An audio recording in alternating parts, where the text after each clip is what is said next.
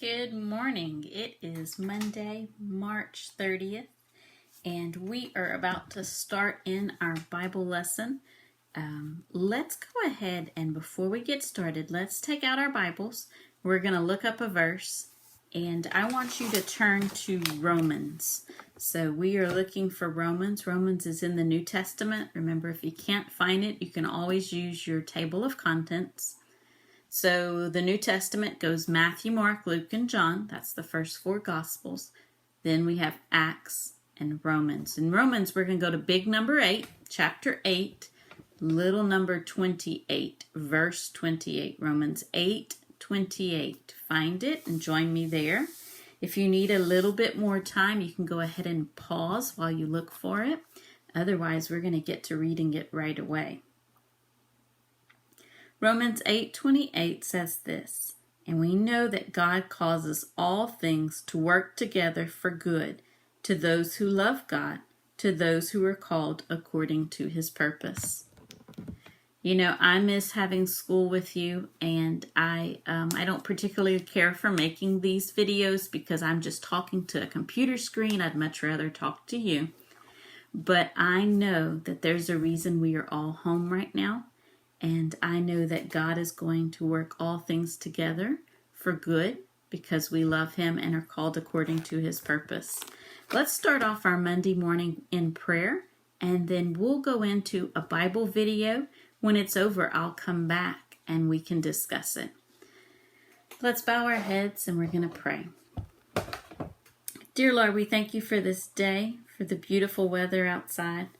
We pray that you would be with each and every one of us as we do our lessons today, that you would teach us something new throughout all of this, Lord, that you would continue to protect each one of our homes, protect our family members and all those who are ill from this virus.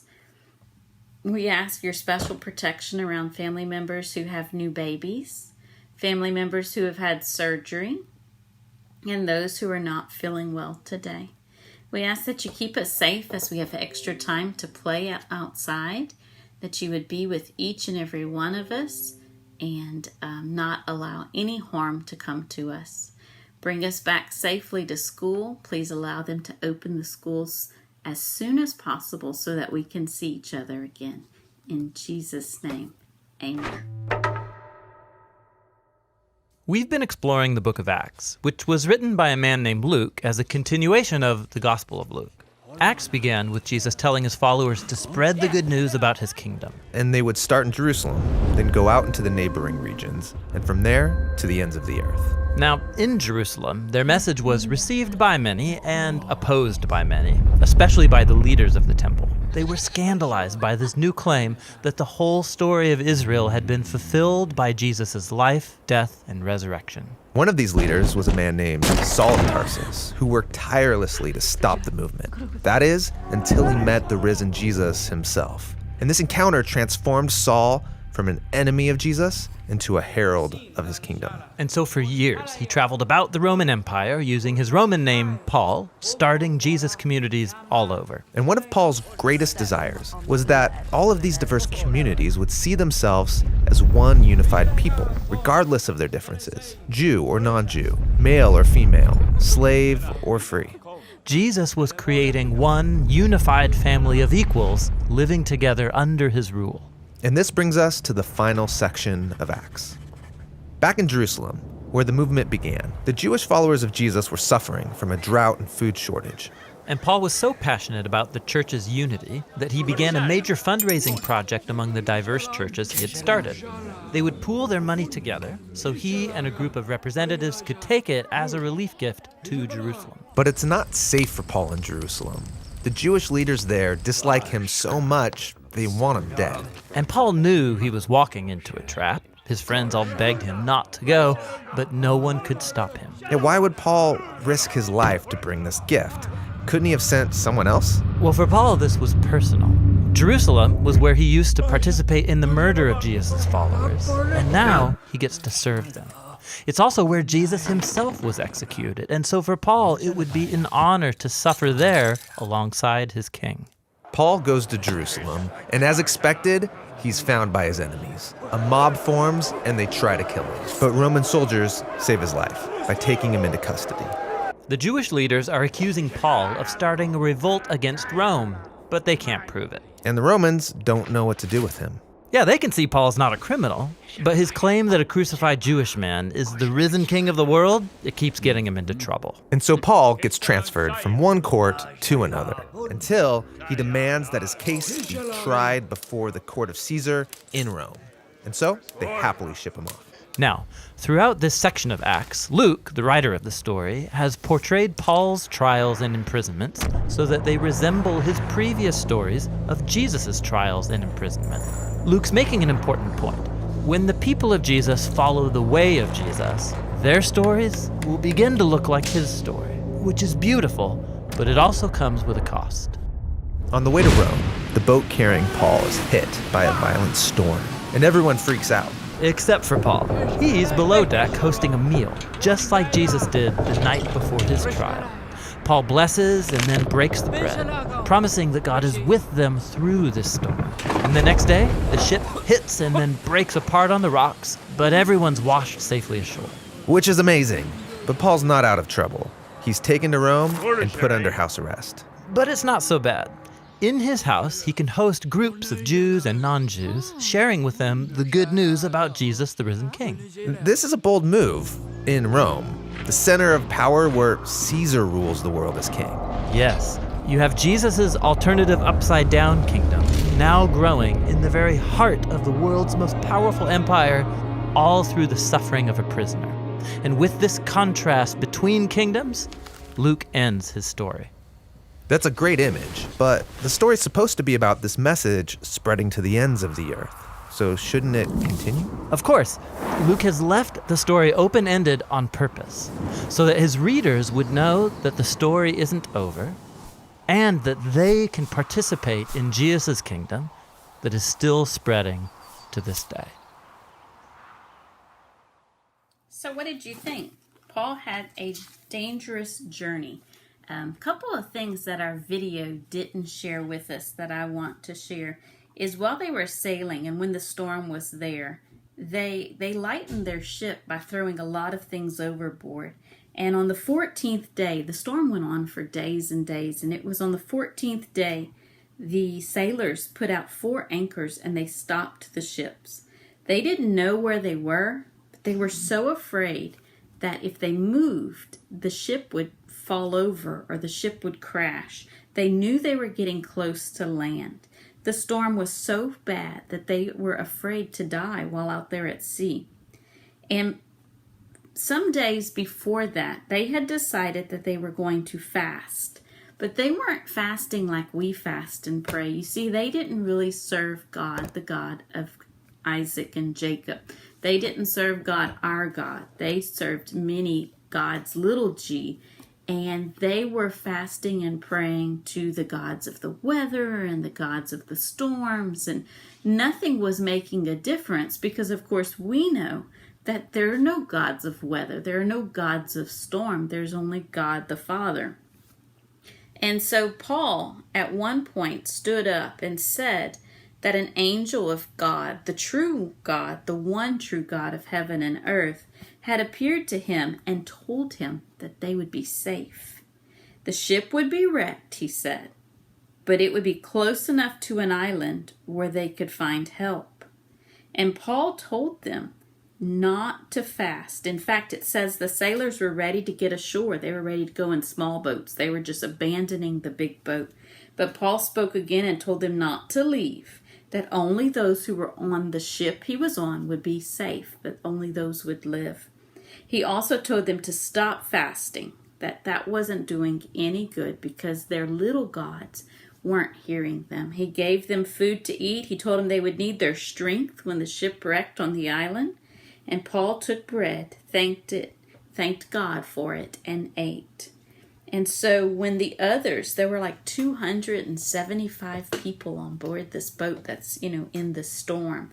When they saw it, they broke their fast and ate as well. And they trusted in Paul's God, the real God, the one true God of heaven and earth, to save them.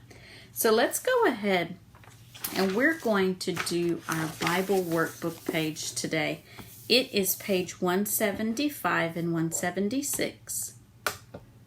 Paul wrote a whole lot of letters in our New Testament. And on page 175, we have 3 more letters that Paul wrote. You can read about them on that page, but I'm going to go ahead and move on to page 176, which is the back.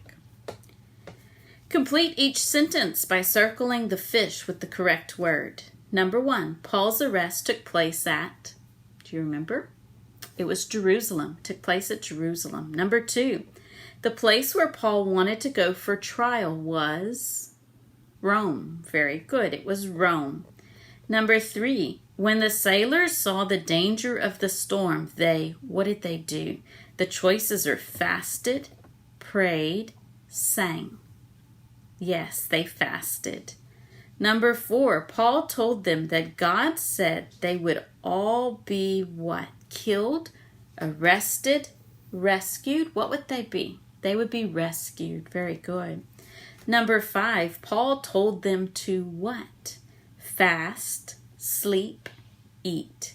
He told them to eat because their fast wasn't doing any good for them. Number 6, they all safely reached shore at Rome, Troas, or Malta. And the answer is Malta. We're going to take the fish that we circled from the top and we're going to color those spaces gray. Then once we're done coloring those spaces gray, we're going to color everything else blue. So number 1 at the top. What number was in the fish for Jerusalem? It was a 4, right? So find the number 4 everywhere in your picture and color it gray. You're going to do that for all the other fish from the top. And whenever you get done, it makes a special picture that Paul probably used while on his journey, or at least the men with him used while on their journey. Go ahead and finish your sheet. I'll be back in a few minutes for reading. Bye-bye. Go ahead and get out your Charlotte's Web book. Today we are in chapter 18. I am looking on page 138 for chapter 18. In the cool of the evening, when shadows darkened the fairgrounds, Templeton crept from the crate and looked around. Wilbur lay asleep in the straw. Charlotte was building a web. Templeton's keen nose detected many fine smells in the air. The rat was hungry and thirsty. He decided to go exploring. Without saying anything to anybody, he started off. "Bring me back a word," Charlotte called after him. "I shall be writing tonight for the last time." The rat mumbled something to himself and disappeared into the shadows. He did not like being treated like a messenger boy. After the heat of the day, the evening came as a welcome relief to all. The Ferris wheel was lighted now. It went round and round in the sky and seemed twice as high as by day. There were lights on the midway, and you could hear the crackle of the gambling machines and the music of the merry-go-round and the voice of the man in the Beano booth calling out numbers. The children felt refreshed after their nap. Fern met her friend Henry Fussy, and he invited her to ride with him in the Ferris wheel. He even bought a ticket for her so it didn't cost her anything. When Mrs. Arable happened to look up into the starry sky and saw her little daughter sitting with Henry Fussy and going higher and higher in the air, and saw how happy Fern looked, she just shook her head. My, she said. Henry Fussy, think of that." Templeton kept out of sight. In the tall grass behind the cattle barn, he found a folded newspaper. Inside it were leftovers from somebody's lunch. A deviled ham sandwich, a piece of Swiss cheese, part of a hard-boiled egg, and the core of a wormy apple. The rat crawled in and ate everything. Then he tore a word out of the paper. rolled it up, and started back to Wilbur's pen.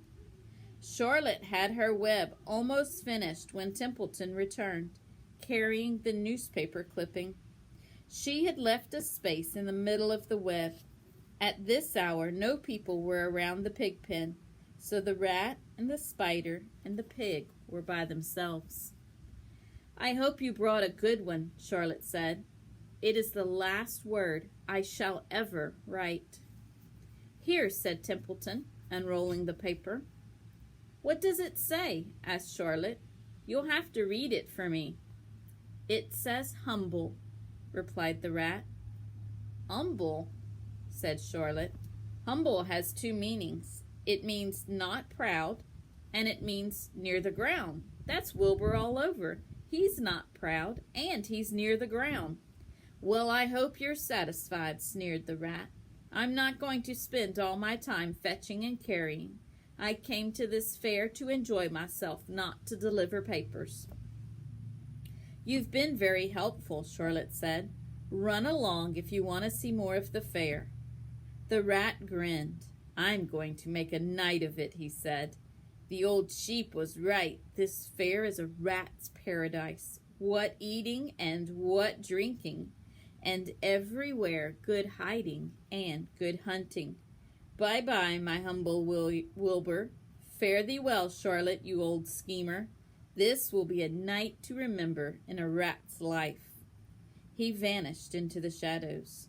Charlotte went back to her work. It was quite dark now. In the distance, fireworks began going off, rockets scattering fiery balls in the sky. By the time the Arables and the Zuckermans and Lurvy returned from the grandstand, Charlotte had finished her web. The word humble was woven neatly in the center. Nobody noticed it in the darkness. Everyone was tired and happy. Fern and Avery climbed into the truck and lay down. They pulled the Indian blanket over them. Lurvy gave Wilbur a forkful of fresh straw. Mr. Arable patted him. "Time for us to go home," he said to the pig. "See you tomorrow." The grown-ups climbed slowly into the truck, and Wilbur heard the engine start, and then heard the truck moving away in low speed. He would have felt lonely and homesick had Charlotte not been with him. He never felt lonely when she was near. In the distance, he could still hear the music of the merry-go-round. As he was dropping off to sleep, he spoke to Charlotte. "Sing me that song again, about the dung in the dark," he begged. "Not tonight," said Charlotte in a low voice. "I'm too tired." Her voice didn't seem to come from her web. "Where are you?" asked Wilbur. "I can't see you. Are you on your web?" "I'm back here," she answered, "up in this back corner." "Why aren't you on your web?" asked Wilbur. "You almost never leave your web." "I've left it tonight," she said. Wilbur closed his eyes. "Charlotte," he said after a while, "do you really think Zuckerman will let me live and not kill me when the cold weather comes? Do you really think so?" "Of course," said Charlotte. "You are a famous pig, and you are a good pig.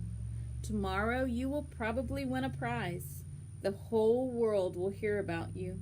Zuckerman will be proud and happy to own such a pig. You have nothing to fear, Wilbur, nothing to worry about. Maybe you'll live forever. Who knows? And now, go to sleep." For a while there was no sound. Then Wilbur's voice. "What are you doing up there, Charlotte?" "Oh, making something," she said. "Making something as usual." "Is it something for me?" asked Wilbur. "No," said Charlotte. "It's something for me for a change." "Please tell me what it is," begged Wilbur. "I'll tell you in the morning," she said.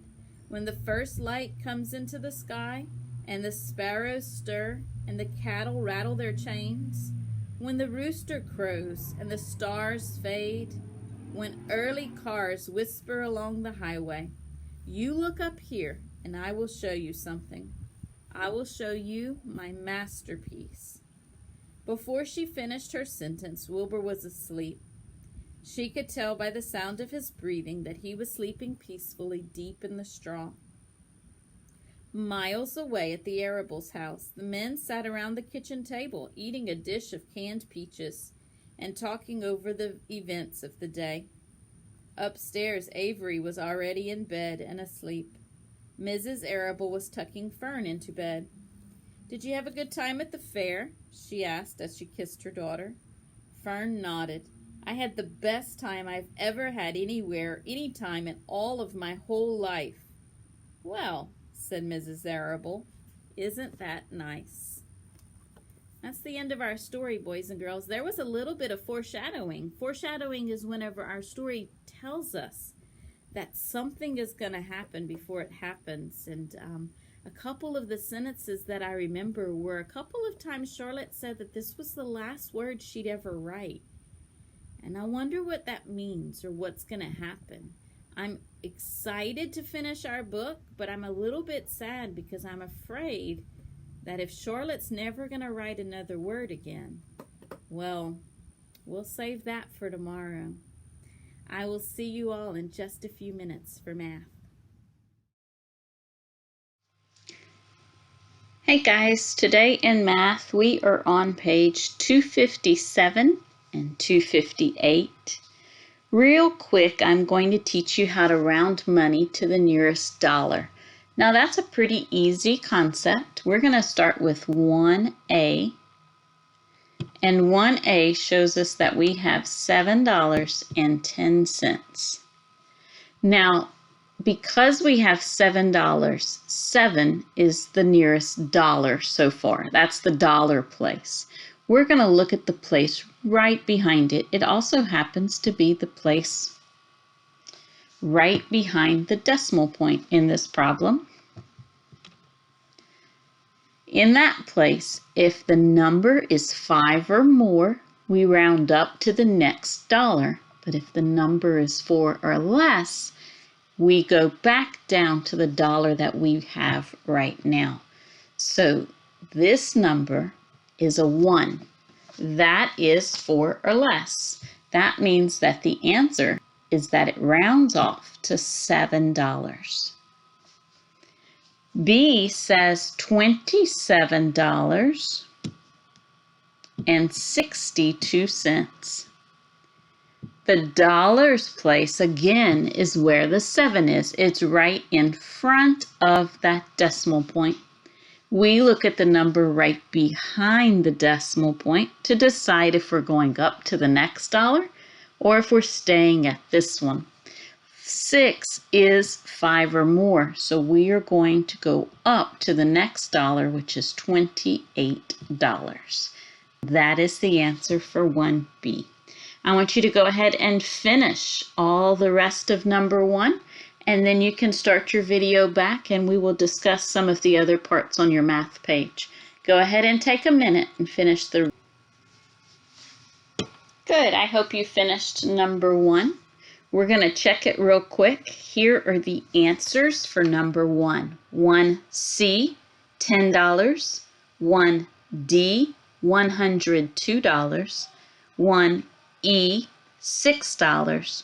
1F, $30. I'm going to move on to number 2. I think letter A should be doable for you. So we're going to look at letter B, 2B. Here's what it says. Madeline has 4 pairs of red socks, 6 times as many pairs of blue socks as white socks, and 1/4 as many white pairs as red pairs. My goodness. How many pairs of socks does she have in all? Well, when we figure out the question, how many pairs of socks does she have in all? First, I want you to underline the words in all. In all means we do what? Yes, we are going to add her socks. Now, what color socks does she have? She has red. I may not have them in the exact order. She also has white. And finally, she has some blue, right? We need to figure out how many red she has, how many white she has, and how many blue she has so that we can add them together. Going all the way back to the first problem, or the first sentence, Madeline has 4 pairs of red socks. That is very clear. She has 4 pairs of red socks. After that comma, though, it says she has 6 times as many pairs of blue socks as white socks. I don't know blue socks or white socks right now, so I cannot use any of that information. I have to keep going. She has 1/4 as many white pairs as red pairs. What is 1/4 of 4? 1/4 of 4. Think about that for a minute. 1/4 of 4 equals what? 1, because 4, that 4, divided by the denominator 4 equals 1 pair. Now let's go back and use that information that we couldn't use a minute ago. 6 times as many pairs of blue socks as white socks. She has 6 times as many white pairs as she had blue pairs. Well, she only had 1 pair of blue pairs, so 6 times 1 is 6. 4 plus 6 is 10, plus 1 is 11. She has 11 pairs of socks. Now look at the next question on this line. How many socks does she have? Well, if she has 11 pairs, a pair stands for how many? Yeah, 2. So 11 times 2 means she has 22 socks. And that is the other answer for 2B. Good job. I want you to finish number 5 right now before I let you go. We're going to turn our paper over. I want you to pause me in just a minute and try number 5 on your own. I'm going to work number 5 here, just in case you have trouble, because that's the only other one that I think you might have trouble with before we get to the brain booster. And I want you to try just number 5 on your own. Ready? Go. So if you were back, you probably tried number 5 on your own, which says 6 weeks plus 14 days equals blank weeks. Hopefully you are getting pretty good at seeing which one doesn't belong. If my answer is in weeks, then all parts of my problem need to be in weeks, because we cannot add things that are not the same. So this is in weeks, but this one is in days, and we need to change it to weeks. 1, 2, 3 steps to do that. Step number 1, using your hands, show me how we're going to go from days to weeks. Days to weeks, we divide. How many days are in a week? 7. 14 divided by 7 equals 2. Cross off 14 days. We don't need that part of our problem anymore. Now, everybody has weeks. 6 weeks plus 2 weeks equals 8 weeks. Good job. 6 weeks plus 2 weeks equals 8 weeks. For today, I want you to finish the rest of your page 1 through 7. If you want to try the Brain Booster and you like a good challenge, you can try it. But if you want the thing I want you to do, absolutely need to do, is 1 through 7 to get some practice in. And we will be back in just a few minutes with our drawing. In this lesson, I'm going to show you how to draw a great white shark. It's going to be a lot of fun. I hope you're going to follow along with me. I'm using a Sharpie. I have some paper. I also have more than one sheet of paper because I don't want my marker to soak through and get onto the table. At the very end, we're also going to color our shark. So you want colored pencils or oil pastels, something to color your drawing with. We're first going to start by drawing our shark's eye over here on the left side of our paper. And we're just going to draw a dot because we're going to take up the whole paper and we're going to try to draw them realistically. So now we're going to draw his nose, and we're going to start with a little point over here in front of his mouth, or in front of his eye. We're going to put a little point, and we're going to draw this big curve that comes up and over his eye and comes back here to his dorsal fin, or the fin that's on top of his back. Now we're going to draw his nose. We're going to draw the bottom of his nose that comes down and ends. We're going to end right below his eye. Then we're going to draw his mouth. We're going to draw a curve that comes back. Then we're going to draw another curve that comes forward for his mouth. Now we're just going to stop right here in front. We don't want to draw this too big. Now we're going to draw the rest of his belly coming underneath. And we're going to stop before we get to this line right here. So we're in front of it. Now we're going to draw his first fin. We're going to draw a curve that starts inside of his body, comes down and back. Then we're going to draw a curve that comes back up and curves the other direction. And then right at the end, we're going to come back in. Now at the top, we're going to draw basically that same shape. We're going to draw the front of his fin coming back. This is the part that makes him look scary. Then we're going to draw another curve that comes back down. And then right at the end of this line, we're going to draw a little curve that comes back in. Cool. All right, now let's draw the rest of his body. We're going to imagine this line coming back, and we're going to start coming down. Then we're going to draw his belly, the rest of his belly. We're imagining this line going through his fin, coming back underneath his fin, and we're getting close back here. We don't want to touch. Now right here at the end, we're going to draw a couple fins. So we're going to draw a small little fin, then we're going to come back further, draw another small little fin, and then come back even a little further. Cool. Now right here on the back, we're going to draw one fin like this, and then we're going to come back and almost touch right here at the end. Now we're going to draw two lines. We're going to draw one that curves up. This is for his tail. Then we're going to draw another one that curves down, and it's shorter. So we don't want to draw this one as long as we drew the top. Now right here, let's draw an imaginary line that comes right back here, and we're going to draw a point. Now we don't want this point behind the other two lines. We want it in front of. Now let's connect the top down to the bottom. We're going to draw a curve that comes down. Then we're going to draw a little notch. And then we're going to finish his tail coming down to that point. And then down here at the bottom, we're going to connect to the bottom of his tail. All right, cool. That was pretty easy, wasn't it? Now we have a few more details to add. Let's make him look 3D. We're going to draw another fin up here. We're going to draw another curve, and we want it to be shorter than the first one.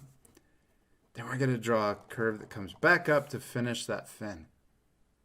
Now let's add his gills. We're going to draw 4 gills right here, right in front of this fin, but behind his mouth.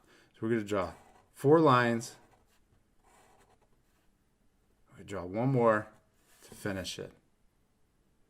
There we go. We did it. We drew a great white shark. That was a lot of fun. Now, he's going to look a lot cooler once we shade him and color him. So this part I'm going to fast forward, but at the end, you can pause it to match the same coloring.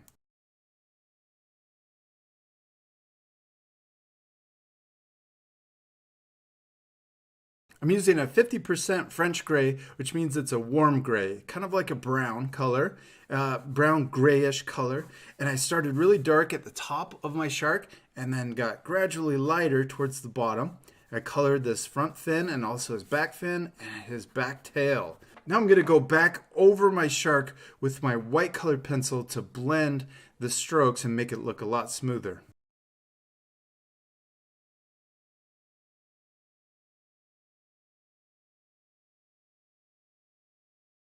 Now I'm going back in with my black colored pencil to add some sharp teeth in his mouth. This has a sharper point, so it's a little easier to add the little details with the pencil instead of with the Sharpie. I can go back over the eye and also his gills to make him a little darker. I'm also going to use the black colored pencil to add shading. And I'm going to add a little darker shading on the top of his body.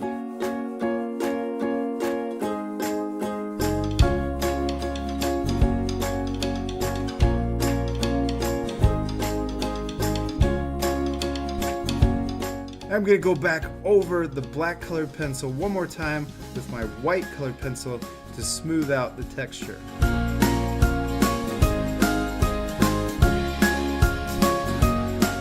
Alright, we did it. We finished drawing and coloring our shark. It looks so cool colored in. With only 3 colored pencils, we made our shark look a lot more realistic, and will look even cooler if you finish the background.